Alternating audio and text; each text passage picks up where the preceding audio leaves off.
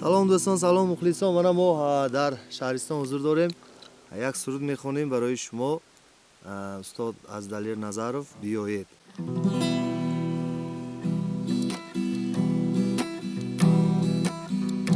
بیایید بیایید چی گلزار دمید است. بیایید بیایید کی دلدار رسید است.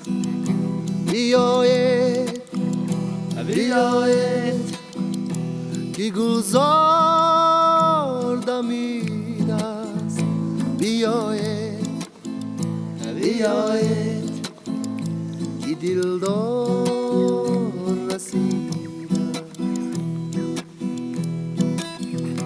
همه شهر مشوره چی آوازد در آستانه کی دیوانه دیگر با زیتنگیری رهیره.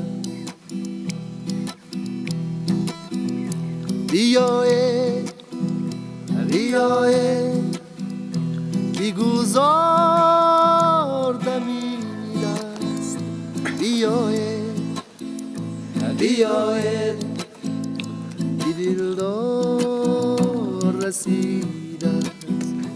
بیایید بیایید کی گلزار دمید است. بیایید بیایید کی دلدار رسید است. بران ایش بخنده کی از یار بیمانده است. برای یار بگیریه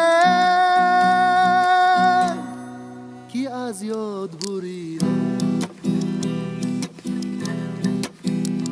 بیایید بیایید کی گلزار رسید است. بیایید بیایید کی دلدار رسید است. بیایید بیایید کی گلزار دمید است.